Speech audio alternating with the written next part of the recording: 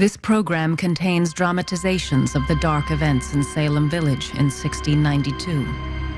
All dialogue comes from the historic records of the Massachusetts Bay Colony and is as it was. New England, 1692.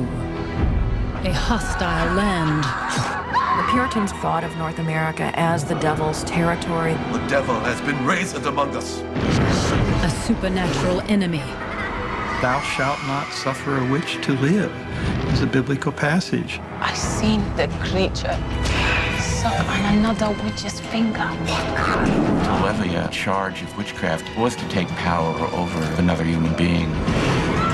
Is Salem besieged by Satan's witches? Or by madness? A corrupt court. They told me if I confess, I should have my life. A hanging judge.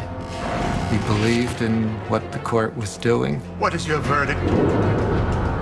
Guilty. The true story of the Salem witch hunt. And forgive us our trespasses as we forgive them that trespass against us.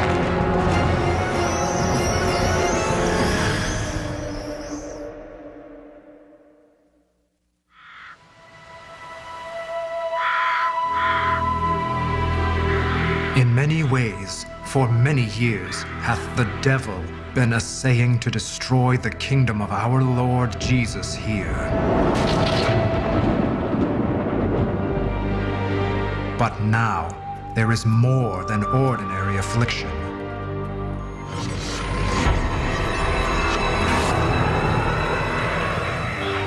October 1692. Residents of the Massachusetts Bay Colony believe they are being attacked by a conspiracy of witches. A hunt is on to root out the forces of evil. Trials are being held in Salem town. 20 have been executed, and over 100 accused witches are in prison. The devil has decoyed a fearful knot of malicious creatures to lift themselves in his horrid service. 29-year-old Cotton Mather has been asked by the governor of the colony to write an account of the crisis. The things confessed by witches and the things endured by others will be the subject of this account of our affliction.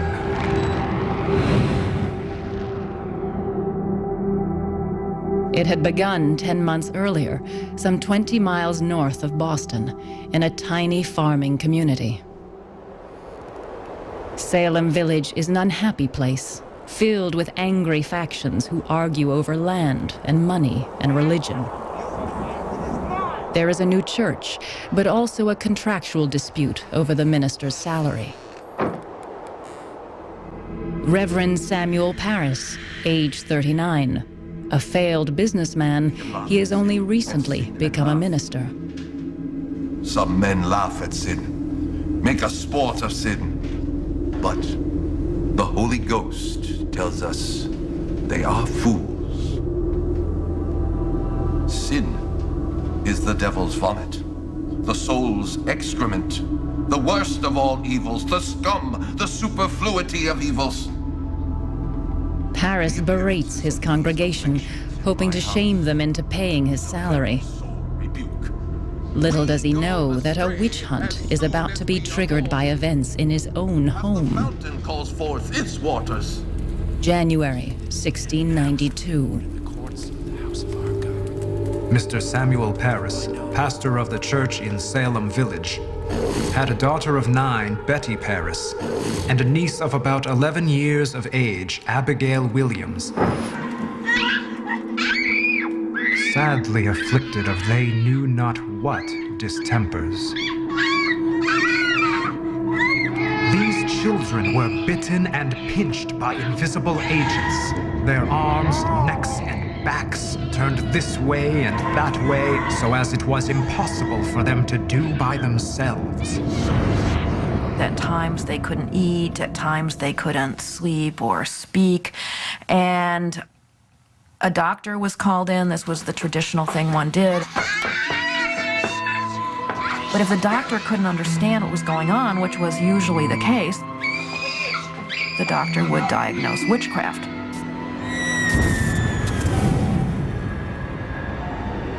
Witchcraft is an accepted reality in 17th century New England. The invisible world, full of malicious specters and malevolent witches, is as real to most Puritans as the rocks and trees. Witches were nasty people who went around cursing and producing damage. If you didn't give me something that I asked for, I might put a curse on your cattle, and 2 weeks later, your prize heifer might die. It was a pervasive belief at the time. It was built into the legal code of the common law. It was a crime as well as a sin.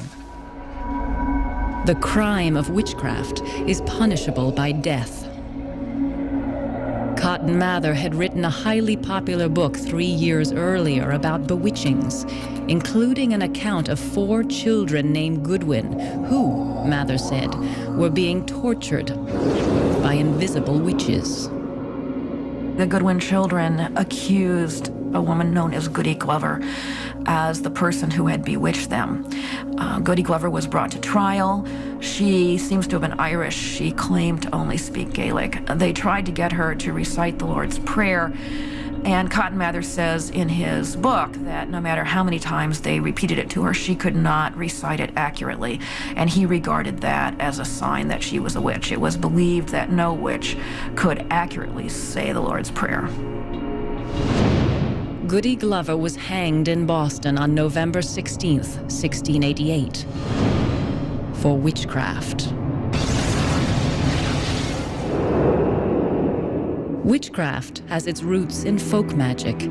Since prehistoric times, there have been people who believe that charms and spells can improve fertility of crops and animals, fight sickness, show the future, or punish enemies. One early pagan god was half human, half goat.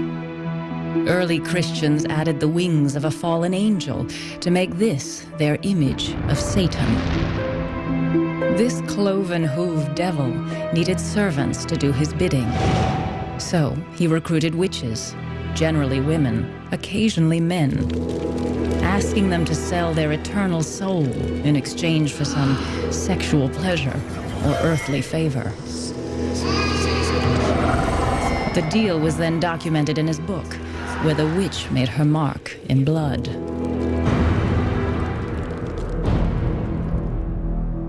Beginning in the 1490s, European churches and church-controlled governments began an organized campaign to destroy all remnants of paganism.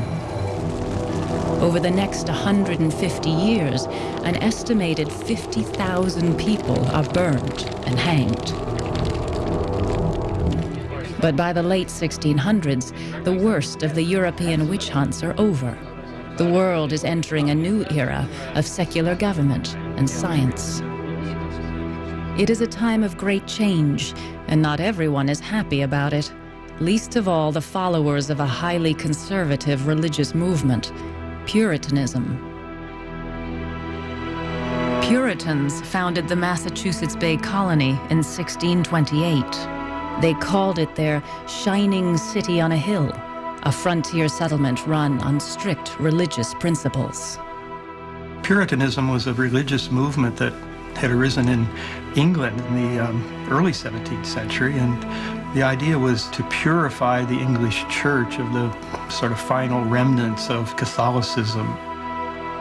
Purification required a very strict interpretation of the Bible. The Bible, which was so crucial to Puritan thinking, is very clear on the issue of witchcraft. "Thou shalt not suffer a witch to live" is a biblical passage. Witches, it is believed, can send an invisible shape or specter to torment someone without being seen.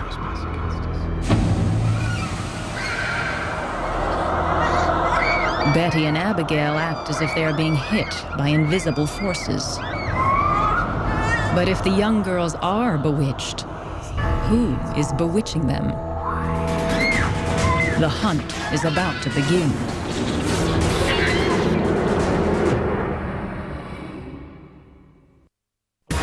Time Machine. You are watching Witch Hunt on the History Channel.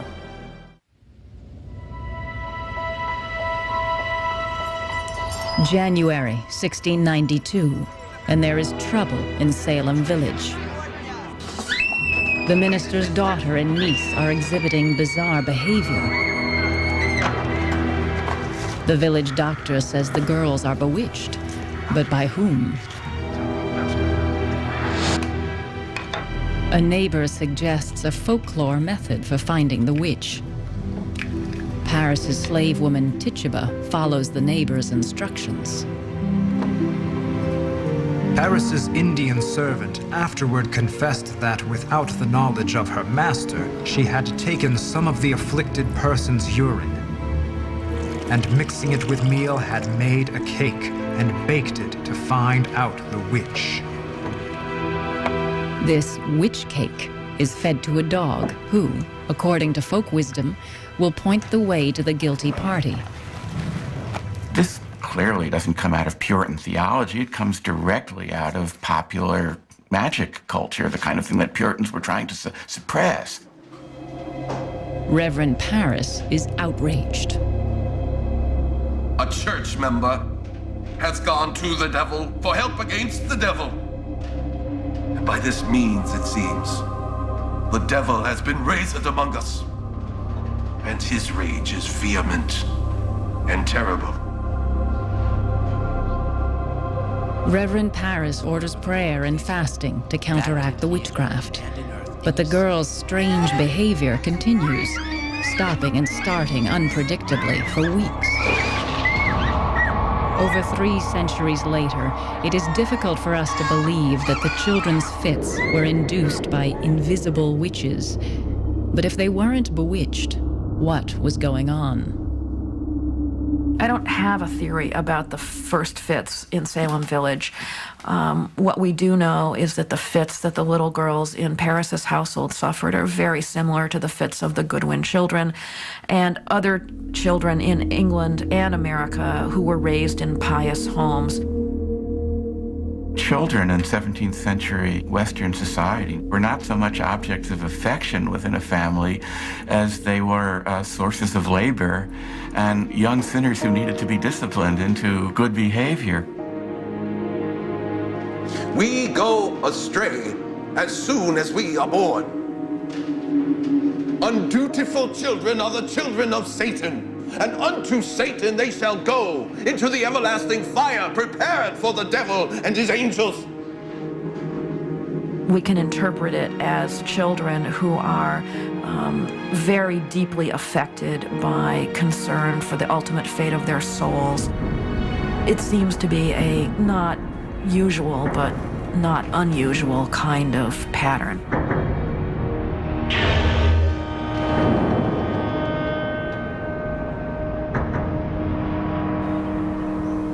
But not all agree with this explanation.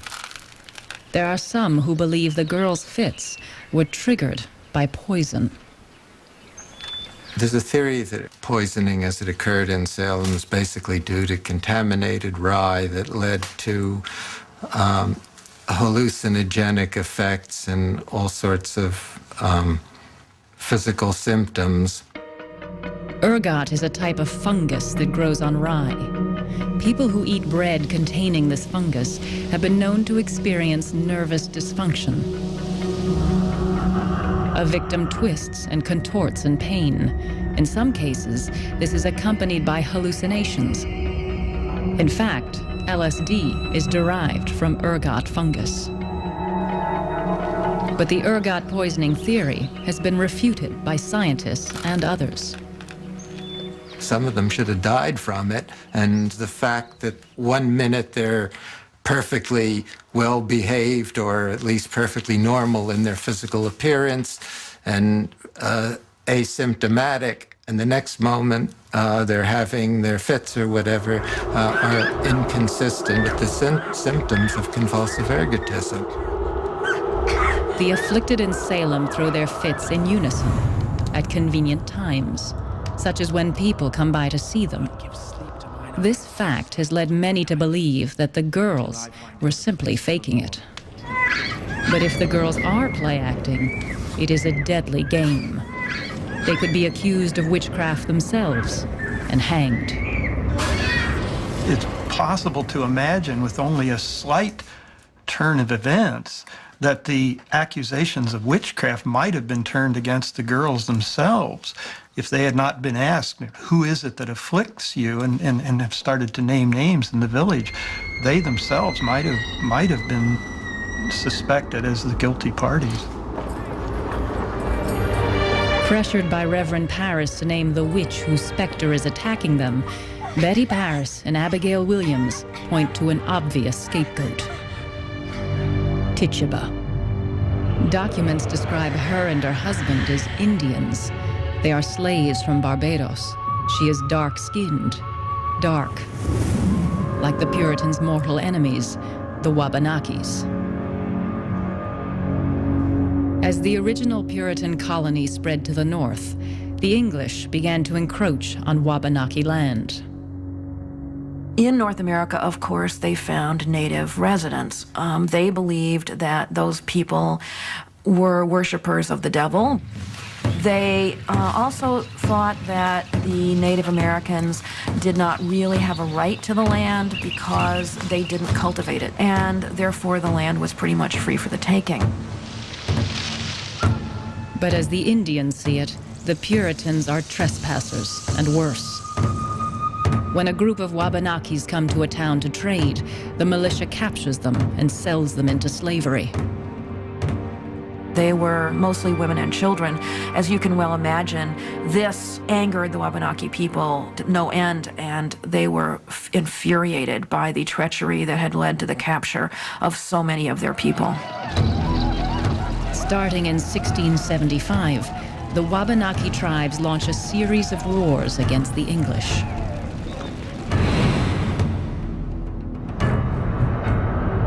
"16 years before the Salem witch hunt on the main frontier. Good night, Mercy. Good night. This little girl, Mercy Lewis, will play a central role in the Salem witch trials. At the age of 3, she is living in the town of Falmouth, Maine.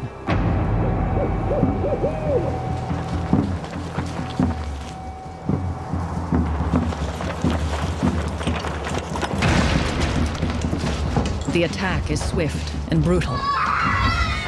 23 women and children killed or captured, 11 men dead. Mercy's grandparents, aunts, uncles, and most of her cousins are among the victims.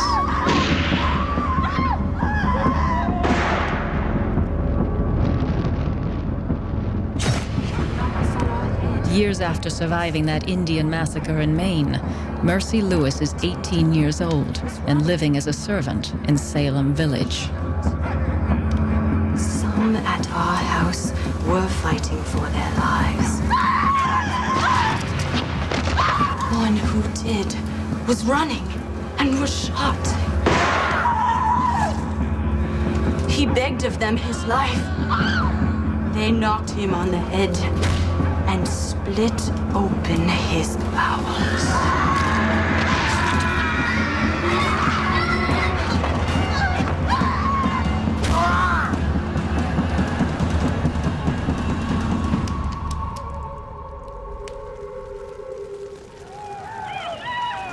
A 10-year truce with the Indians is coming to an end.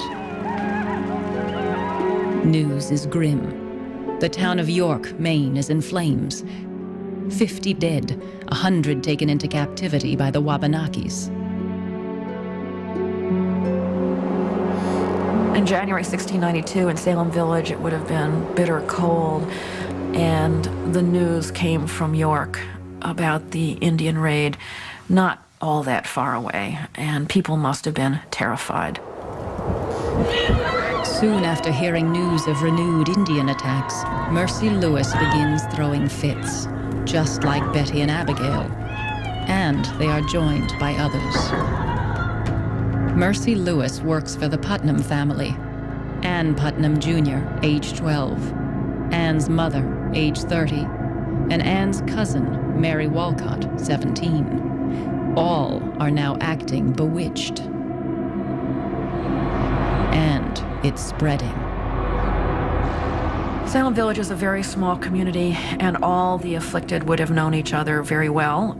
There were little girls, there were teenagers and 20-somethings, and then there were some married women who were also afflicted.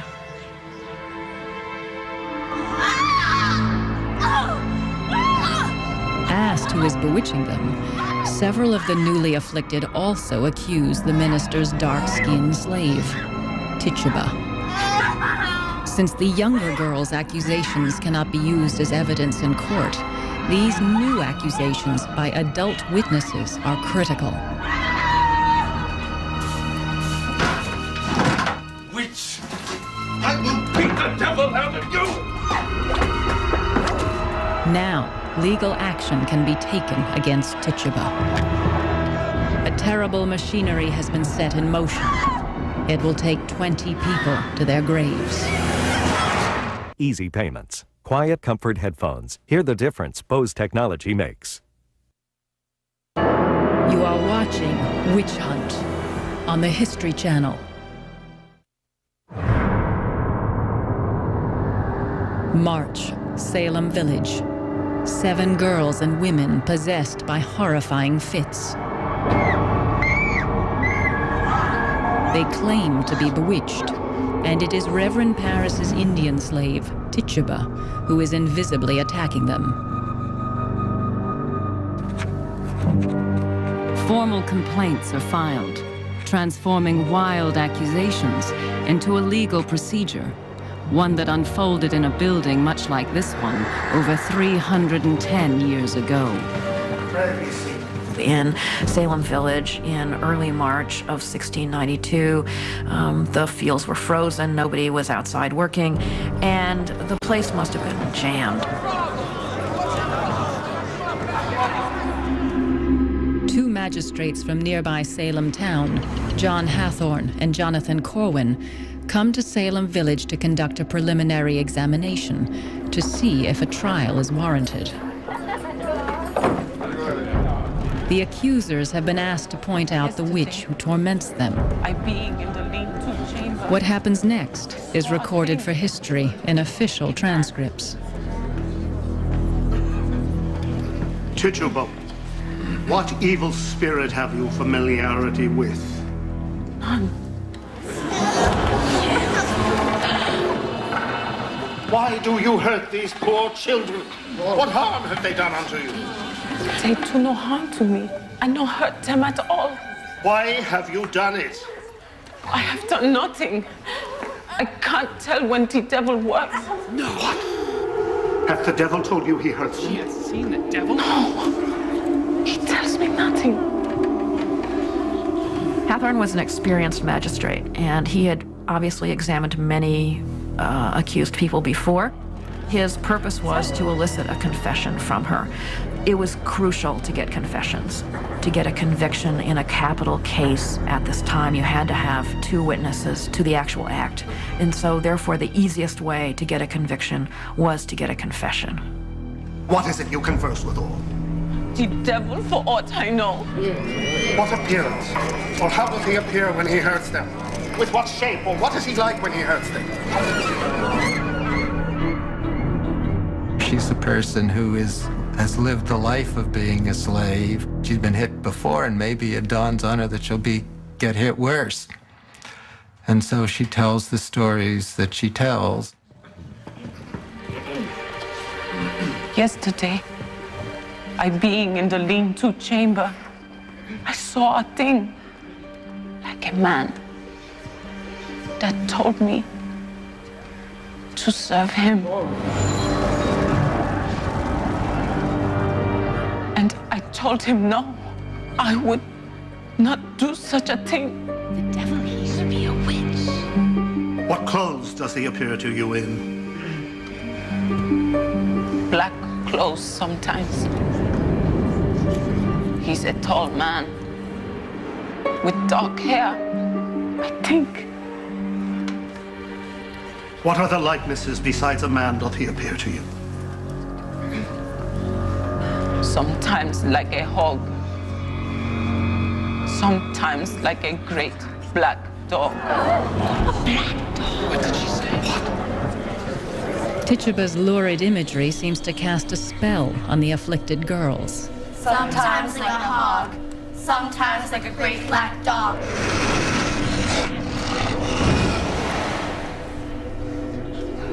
I seen a yellow bird suck on another witch's finger. I seen a yellow bird suck on another witch's finger.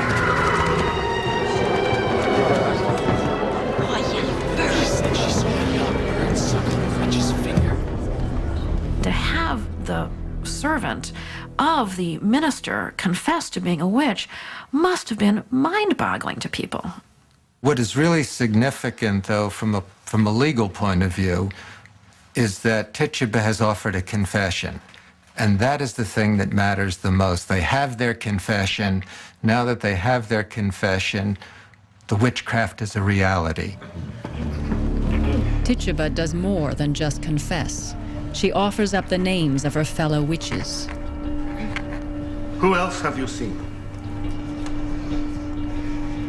4 women sometimes hurt the children. What did she say? Who were they?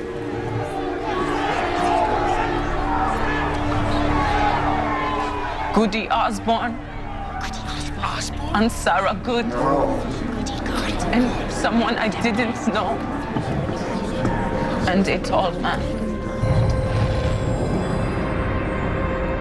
One of the interesting things that Tituba said was that she had seen the Devil's Book and it had these other signatures in it, so that the people in the community would have known that they had to go look for other witches.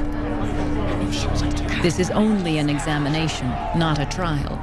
Magistrates Hathorne and Corwin do not have legal authority to convict and pass sentences, but they do have the power to place suspects in custody.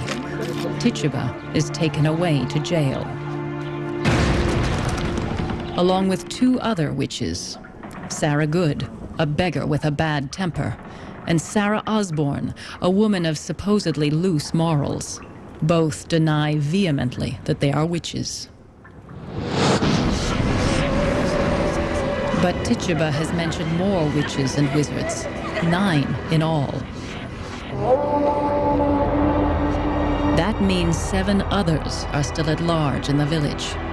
The hunt is on.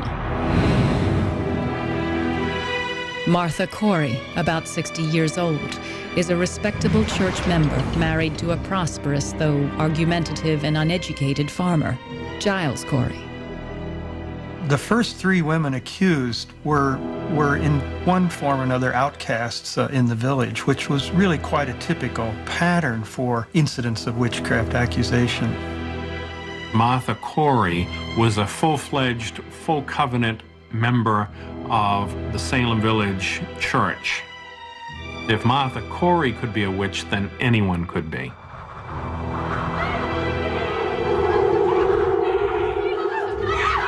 Ann Putnam Jr.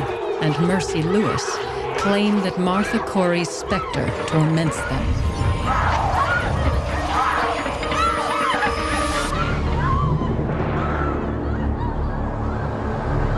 She's Goody Corey's specter! Her specter is loose. Stop tormenting them! You are now in the hands of authority.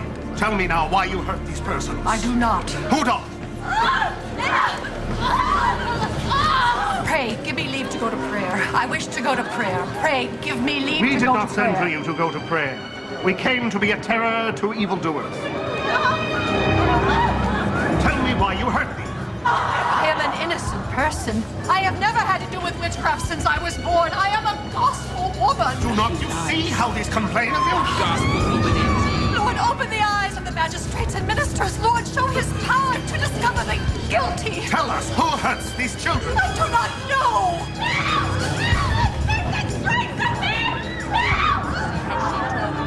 In his examinations, Hathorne relies on what is called spectral evidence, a statement by a witness that she sees the specter of a witch do strange things. When you signed the devil's book, essentially you gave the devil permission to take your shape and to torment others. That invisible shape was considered a specter.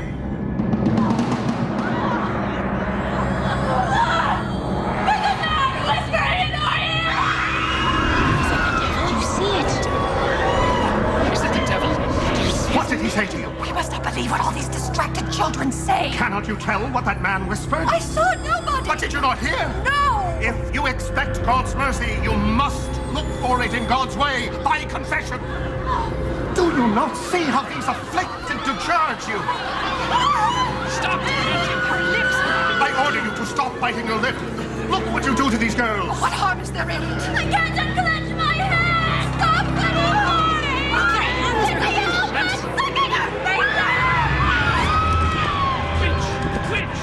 Why do you let that bird suck on your finger? The Lord have mercy. Tell me why you hurt these children or who don't. But I have no hand in it. But if you will all go hang me now, how can I help it? The more she objects, the more entangled she becomes.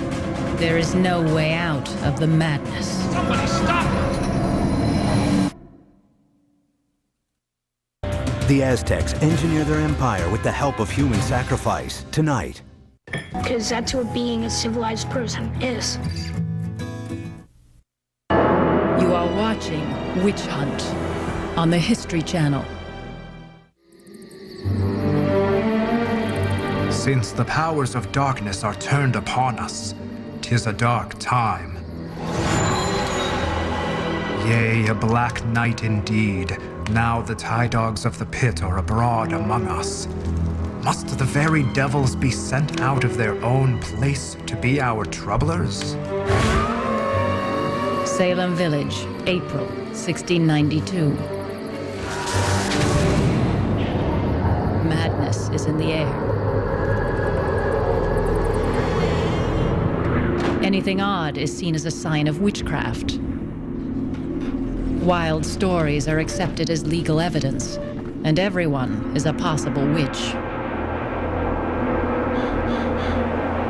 The floodgates opened in April and May so that more and more people were accused, people not just from Salem Village, but from Salem Town and the surrounding communities. It just festered very quickly, and you get a real sense that it suddenly became a panic. By the end of April, there are 6 more accused witches, bringing the total held in jail to 10. Salem was a primary jail, but it was really supposed to only operate for awaiting people to go to trial and not being a place where you put them for months at a time. The wooden jail is a deep freeze in winter and an oven in summer. Hygiene was basically some kind of a pot by one of the walls, and if you've got a lot of people and you don't change the pot on a regular basis, I think it was very, very difficult for them. If a person is a witch, it is often assumed that her family might be as well. One of the first to be accused, Sarah Good, is jailed with her 4-year-old daughter, Dorcas. After 8 months in these conditions, the little girl will go insane. Anyone accused of witchcraft is guilty until proven innocent. No one has been convicted yet, but their lives are already ruined. To levy a charge of witchcraft was, in fact, to take power over the life and reputation of another human being in the village. Accused witches are interrogated while being held prisoner. They are stripped so that investigators can look for telltale marks called witches' teats. It was believed that the devil communicated with his witches through animal familiars, and the animal familiars were little creatures like sometimes mice or birds who would come to suck at a teat on the witch's body, and that would leave a mark. Adding insult to injury, the accused witches are charged for their own room and board while in jail. If you wanted to eat or drink, the jailer would give you a food, but you would have to pay for it. And if you wanted good straw, or if you wanted new bedding every week or so, you would have to pay for that as well. There is money to be made off of the witch hunt, and a lot of that money goes to Sheriff George Corwin, nephew to one of the magistrates. Sheriff Corwin is related to the magistrate Corwin. He's related to some other people also on the trial court, so there's something a bit incestuous about all of this. It is not possible that the authorities could have been ignorant of what Sheriff Corwin was doing. That simply is implausible. Sheriff George Corwin confiscates the property of many accused witches.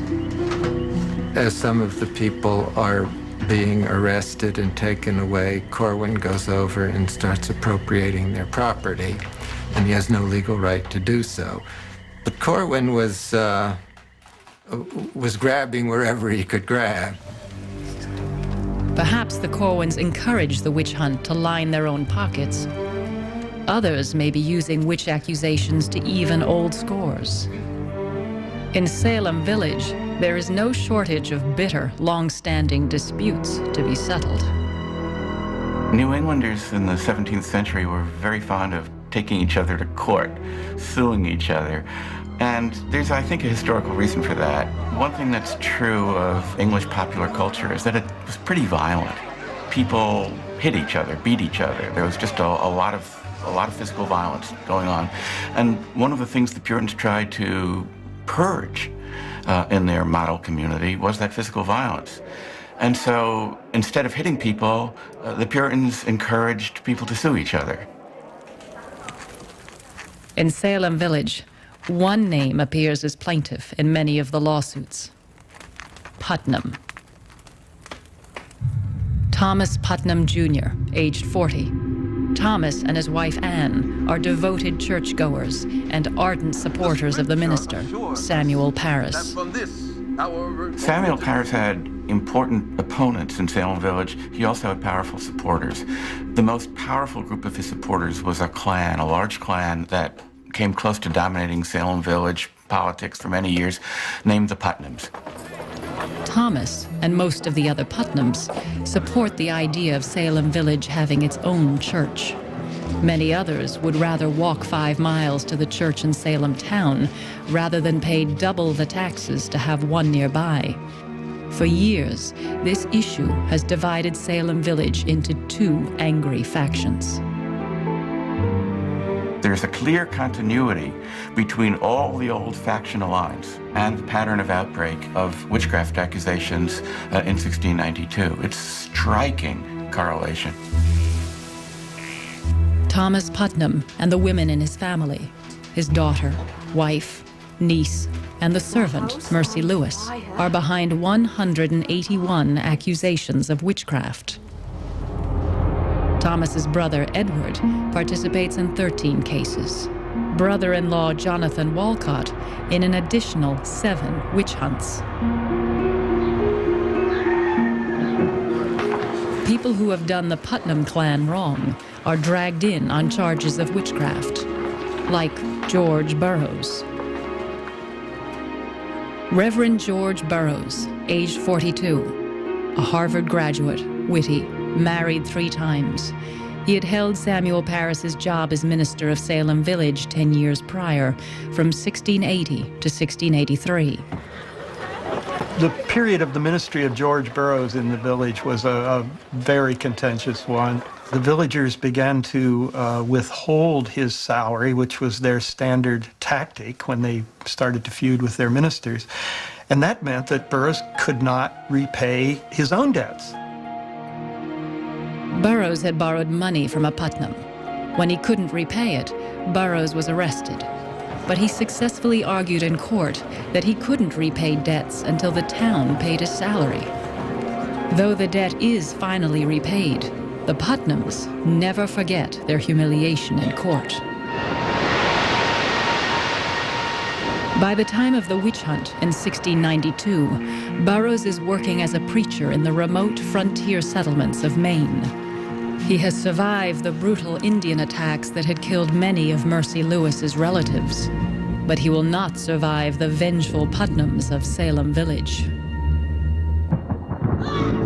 On the evening of April 20th, 1692, Ann Putnam Jr. says that the invisible specter of George Burroughs comes and speaks to her. She declared that Burroughs confessed to her that not only was he the leader of the witches, not only had he killed his first 2 wives, but he had also killed the wife and daughter of his predecessor, and most importantly of all, he had bewitched the soldiers who were fighting the Indians on the Maine frontier.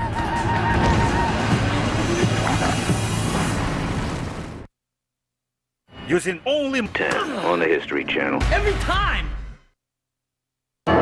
You are watching Witch Hunt on the History Channel.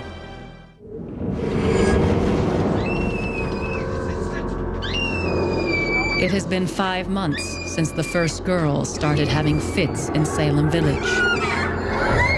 Now, in May 1692, the hunt for the witches who caused those fits is about to become a crisis for the entire Massachusetts Bay Colony. Have you baptized your children? George Burroughs has been brought to Salem Village, all the way from Maine. Sabbath meeting since you can remember. During preliminary questioning, Reverend Burroughs displays a defiantly relaxed attitude toward religious ritual. When did you last partake in the Lord's Supper? It is so long since I cannot tell. Have you not been to a Sabbath meeting since you can remember? I was at meeting one Sabbath at Boston, part of the day, and at Charlestown, part of a Sabbath. The sacrament happened to be at both, but I did not partake of either. Is your house at Casco Bay haunted and filled with toads, as some say? Not haunted, no. But there are toads there in summer. Ask him if he has baptized his children. He is openly defiant. The arrest of George Burroughs captures the attention of the entire Massachusetts Bay Colony. Cotton Mather and other clergy are especially concerned. They already know about this renegade minister, George Burroughs. He has never been formally ordained by the Puritan Church. To be an ordained minister, you had to have a formally organized congregation of people who had formally become church members. Burroughs never successfully had an organized congregation. To Cotton Mather, Burroughs represents all that is wrong in a colony that is drifting away from its original religious purpose. Many of the settlers in Falmouth, Maine, lived themselves too like unto the heathen, without any instituted worship. The magistrates have the legal power to examine Burroughs, but not convict or hang him. The local jails are now crowded with accused witches awaiting trial. On May 27th, the governor orders a special court to convene in Salem town. There is a jury of men from around the county and a panel of distinguished judges. None of the judges had any particular legal training.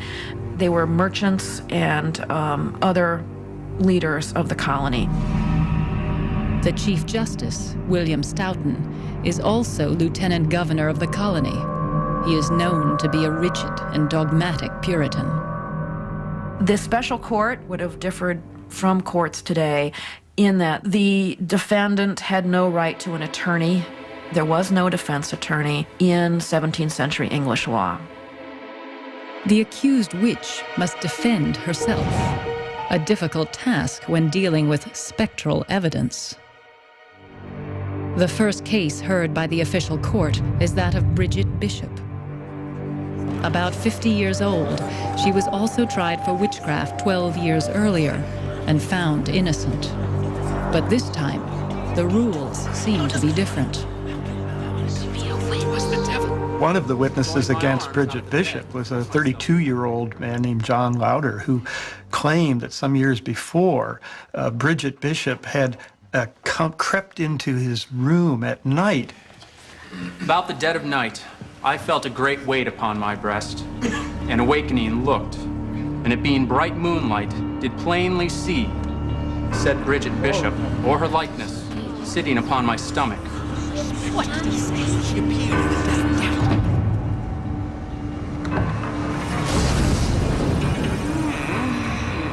Now, of course, this was not literally Bridget Bishop. This was the specter of Bridget Bishop. This was Satan who had taken on the form of Bridget Bishop. And I had not the power in my hands to resist or to help myself. It was her specter. Bridget Bishop's accusers are not confined to the witness stand. Look! There are pins in my hand! People saying that Bridget Bishop is tormenting them disrupt the trial. They completely influence, completely dominate all the courtroom proceedings. Now, this is very interesting because a defense lawyer would absolutely just stop the proceeding immediately and ask for the girls to be excused from the courtroom because their presence was just too prejudicial.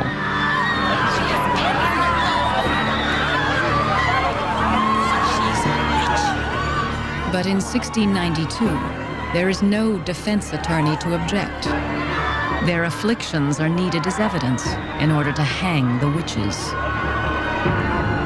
Either someone stuck a pin in her, or she stuck it in it herself. Okay? I can't think of any other alternative. So, I suspect fraud here.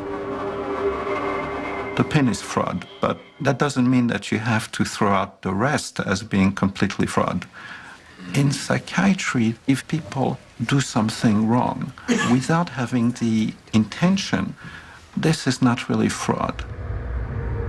Modern psychologists know there are cases of unintentional fraud, bizarre and dishonest behavior beyond anyone's control. At that time, it was thought of witchcraft. Now, in the 20th century, it's called a mass psychogenic disorder.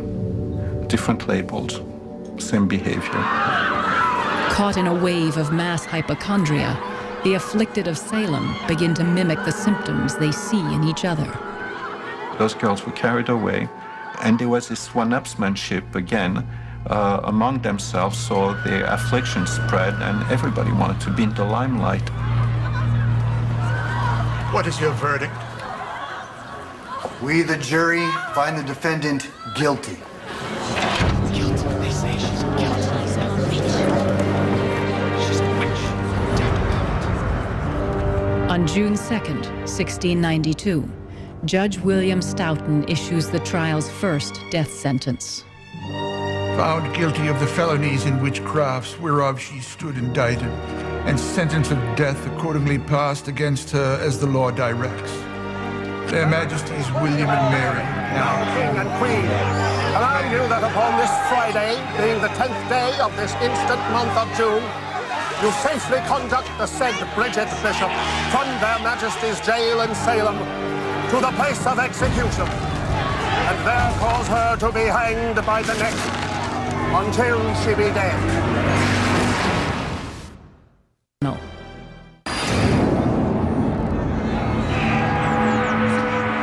On June 10th, 1692, Bridget Bishop becomes the first witch to hang in Salem Village. Hang the witch!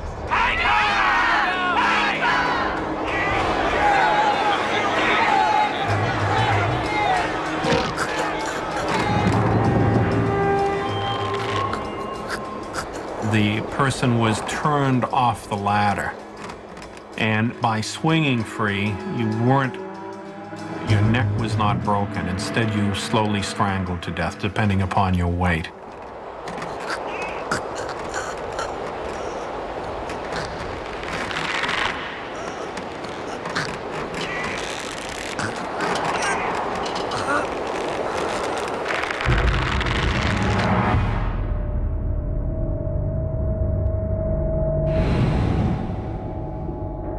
Disgusted by the hanging, one of the judges resigns in protest.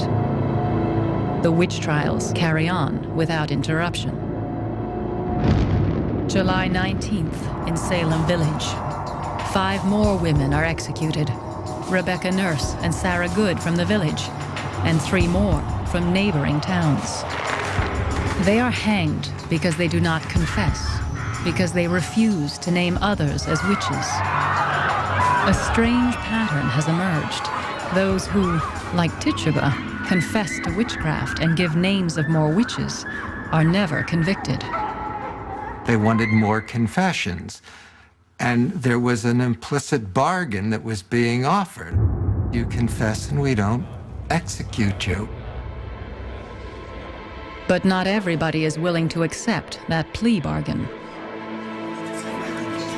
They say he's the leader of the conspiracy. He talks to the devil. We saw him leading witches. He's in league with Satan himself. Right Honorable Sirs, I bring before you accused witch, Minister George Burroughs. What we have in the case of George Burroughs is a quite detailed description that Cotton Mather included in Wonders of the Invisible World, and his account tells us pretty much what happened.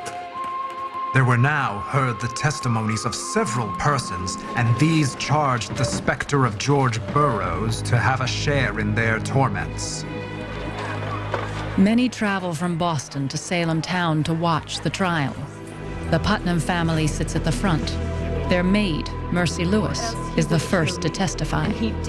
She describes an encounter with the specter of George Burroughs. He told me the devil was his servant, and he did most dreadfully torment me, as though he would have racked me all to pieces. He urged me to write in his book. His book? Or else he would kill me. His book? Write in his book? As a child, Mercy Lewis had witnessed an Indian attack in Falmouth, Maine. An attack that had killed many of her closest relatives. Later, she worked as a servant to Reverend Burroughs. He was described as having dark skin, and some wondered how he had escaped not one, but several Indian raids unscathed.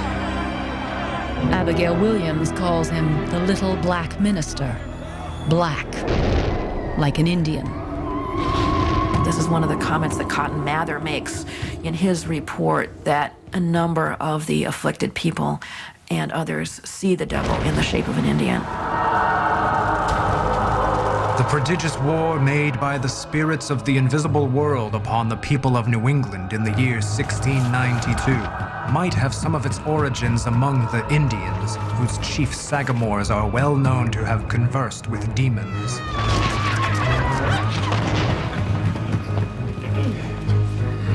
George Burroughs, have you anything to say in your defense? See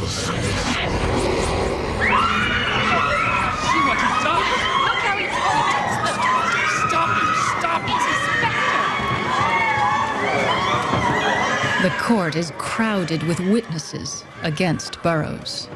George Burroughs was accused by 8 of the confessed witches as being the head actor at some of their hellish rendezvous, and one who had the promise of being a king in Satan's kingdom. When one thinks of the status of a minister in Puritan culture, to identify a minister as, in fact, the leader of a demonic conspiracy, it must have been just a horrendous thought for the people of the day. It was totally shocking to Cotton Mather. It was almost beyond belief. Burroughs proclaims his innocence. He even goes a step further. He dares to challenge the very existence of evil specters.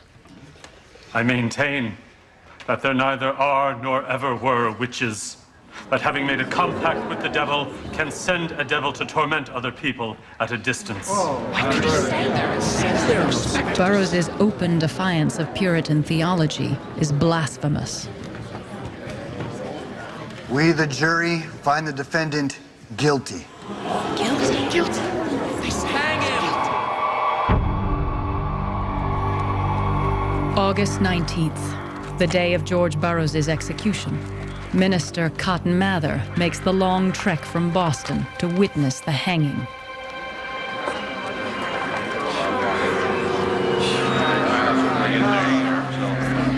Our Father, which art in heaven, hallowed be thy name. Thy kingdom come, thy will be done on earth as it is in heaven. With the noose around his neck, Burroughs begins to recite the Lord's Prayer. Cotton Mather himself has written that this is something witches can never do. Give us this day our daily bread, and forgive us our trespasses as we forgive them that trespass against us. And lead us not into temptation, but deliver us from evil. Amen. Imagine the presence of mind it must have taken as you're literally facing death to, I don't think I could remember the Lord's Prayer under those circumstances, but he did. And the record reports that the crowd almost literally began to surge forward to prevent this hanging. You recited the Lord's Prayer! Hey! Hear me! Remember, George Burroughs is no ordained minister. The devil has often transformed himself to an angel of light. Cotton Mather, who had come out from Boston to observe the event, quieted the crowd, assured them that this man was guilty as charged. The hanging was a just act, and only in that way did the proceedings go on.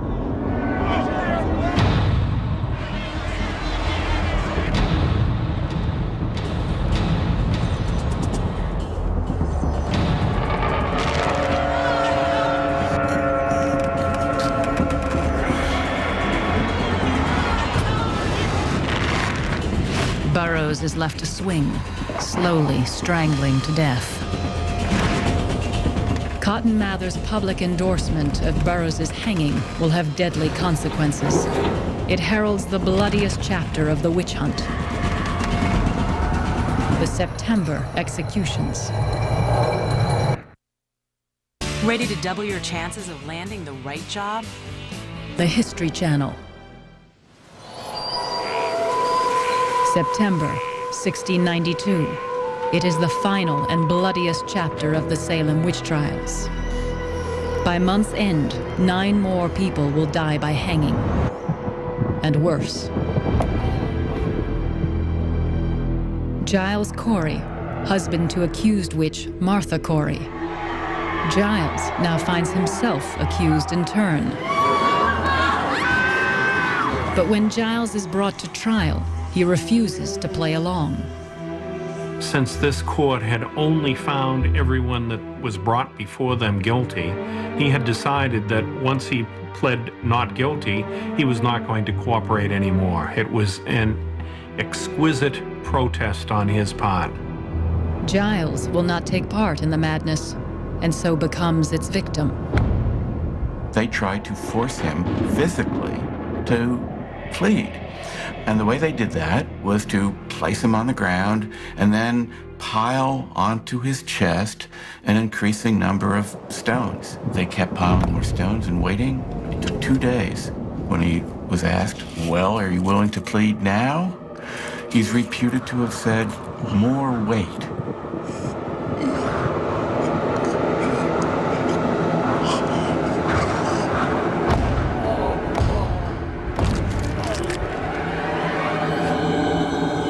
Finally, he died. A terrible ending. But they never convicted him of witchcraft. Giles Corey's wife, Martha Corey, also refuses to confess to witchcraft. She is hanged 3 days later on September 22nd, 1692, along with 7 others who refused to confess to a crime they did not commit, or to accuse their neighbors in order to save themselves. They are martyrs, part of a growing trend of resistance to the witch hunt. There were people all along who had been waiting for a moment where they could step in the openly and credibly demand that the trials be stopped. And those people had to bide their time, because if they acted prematurely, they could be subject to accusation and death themselves. But I think that by mid-September, it had really reached the point where they realized it's now or never. As more and more people began to raise questions about the court, the debate became louder and louder in Boston in particular. Wealthy Boston merchant Thomas Brattle is one of those who begin to openly criticize the judge's methods. With respect to such as confess themselves to be witches, I cannot but tell you, they do often contradict themselves. Even the judges themselves have caught them in flat lies. But the judges then vindicate these confessors and say the devil takes their memory. Some confessors who have named others as witches in exchange for their own lives begin to have second thoughts. 17-year-old confessed witch Margaret Jacobs. Her accusations help hang Minister George Burroughs and her own grandfather, 80-year-old George Jacobs. The day after her grandfather is executed, Margaret Jacobs dictates a letter to the judges. What I said was altogether false against my grandfather and Mr. Burroughs. He told me if I would not confess, I should be put down into the dungeon and would be hanged. But if I confess, I should have my life. She really felt responsibility for that, and she thought she would rather die than continue to play this game of pretending, as the others were doing. And Margaret Jacobs is not the only one recanting her confession. Soon, the judges have no choice. They begin to try even those who have cooperated. Not surprisingly, people stop confessing. The wild accusations come to an abrupt halt. Cotton Mather's own father, Reverend Increase Mather, writes a powerful plea to the court. The whole thrust of the document was to issue warnings about the dangers of improper accusations. And they sum it up in the phrase, it were better that 10 accused witches should be spared than that one innocent person should die. At the end of October, the governor dissolved the court. When the trials resumed in regular courts, spectral evidence was no longer allowed. But they did have to have more trials. There were still a lot of people in jail. Those people could not simply be freed. They had to be brought through a judicial process. And in fact, 3 more people were convicted, but the governor reprieved all of them. When Judge Stoughton, who had presided over the Salem witch trials, hears that the governor has reprieved the last 3 witches, he rages. Thereby the kingdom of Satan is advanced, and the Lord have mercy on this country. William Stoughton was a true believer. He believed in what the court was doing. He believed in what he was doing. That's who he was. It takes another 3 months before the 49 remaining accused witches are released. 3 have already died in jail while awaiting their freedom.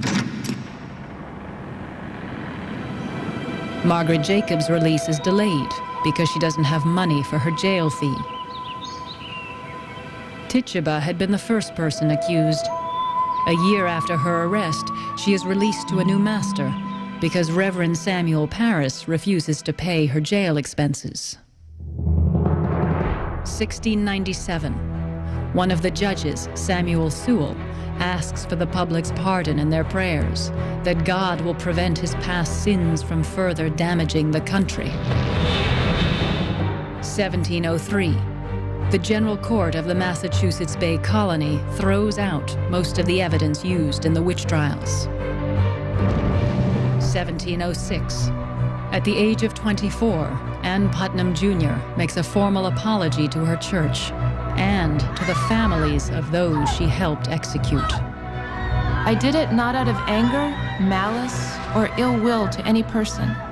But what I did was done ignorantly, being deluded by Satan. 1711. The colony begins the process of paying some monetary compensation to families of the accused.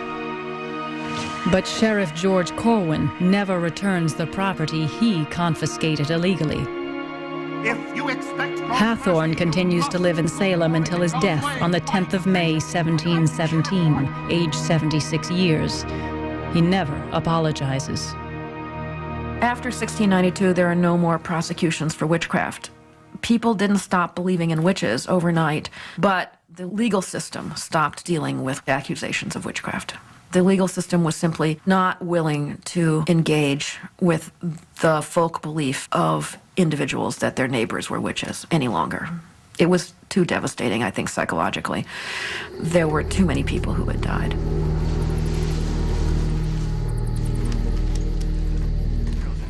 And what is really so... Over 3 centuries later, in the home of one of the victims of the witch hunt, a group of historians debate the significance of the event. Of course, this is right on the cusp of the beginning of the scientific revolution and the Enlightenment, in the sense that the world in which invisible spirits surround people is a pre-Enlightenment world. Right, but in our post-Enlightenment world, we have loads of people who are having experiences with UFOs. So I think this theory of progress, it just isn't linear. There is such an assumption that we would know better now. Such an assumption that somehow, if only we had been there, that we would have stopped it immediately. We would have seen through it. And we would have known there were no specters. We would have known there were, and we would have told them how to handle it, and it would have worked. And yet it seems very clear that at the time, people of intelligence and goodwill were actually taken in. And clearly this was a very scary and difficult to interpret and very difficult to dismiss set of events. If we could push this one step further and look at the present. In the aftermath of the witch hunt, Cotton Mather regretted that innocent lives might have been taken. But who was to blame? Was it Satan? Or was it the Puritans themselves? Did we not, between the sufferers on the one hand and the suspected on the other, carry things to such extremes of passion that the devil did bless himself to find such a convenient home among us? It may be that the anger which we have had against one another has had more than a little influence on bringing the devil to us.